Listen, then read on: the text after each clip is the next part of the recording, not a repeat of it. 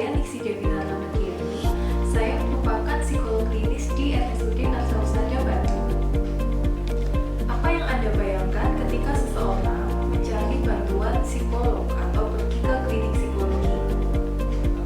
Kebanyakan orang-orang pasti akan memberikan stigma negatif pada orang-orang yang datang ke klinik psikologi.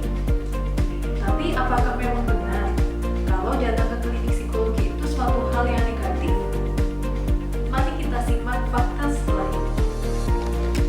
Ada 3 tahapan kondisi kesehatan mental seseorang. Yang pertama, ada orang yang normal tanpa masalah, yaitu orang-orang yang dia bisa beraktivitas normal seperti biasanya dan memang tidak memiliki masalah apapun dalam hidupnya. Yang kedua, normal bermasalah.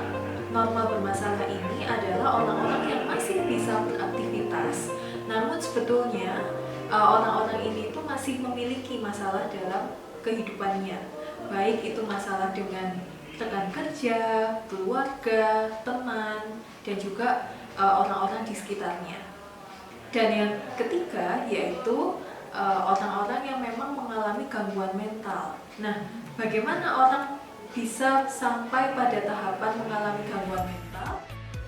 Tentu saja ketika orang yang normal bermasalah ini tidak dapat mengatasi masalahnya itu, tidak dapat mengelola permasalahan yang dimilikinya dengan baik, sehingga menumpuk, sehingga menjadi tertekan, stres, bahkan hingga mengalami depresi, sehingga mengalami gangguan mental yang serius.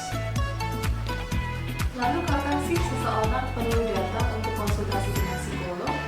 Yang pertama, ketika seseorang memiliki permasalahan personal, yaitu ketika memiliki permasalahan individu seperti merasa cemas, mudah menangis, mudah terpancing emosinya, atau juga ketika memiliki permasalahan relasi dengan orang lain, misalkan konflik dengan pasangan, atau mungkin dengan rekan kerja yang tidak terselesaikan secara mandiri. Kedua, ketika seseorang merasakan adanya perubahan dalam diri, misalkan emosinya jadi labil, mudah marah, atau juga mungkin ada perilaku yang di luar kebiasaan. Yang ketiga, ketika seseorang mengalami peristiwa yang traumatis atau mungkin sedang berduka dan adanya perubahan dalam hidup.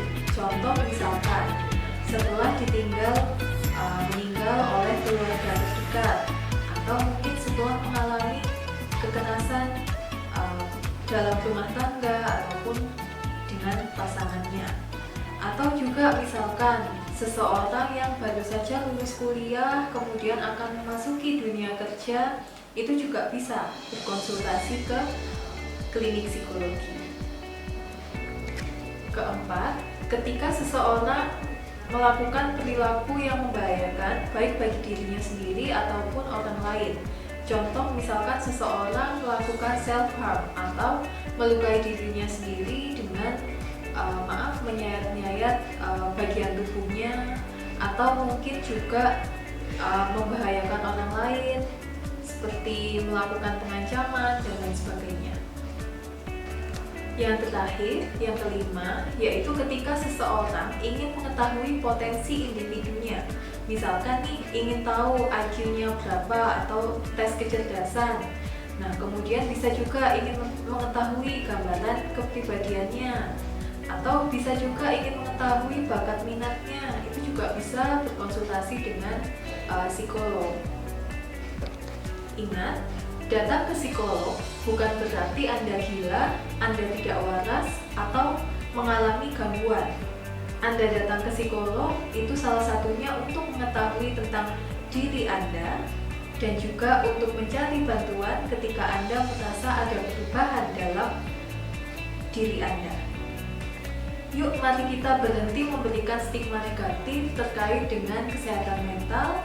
So, jangan takut dan jangan ragu untuk datang konsultasi ke psikolog.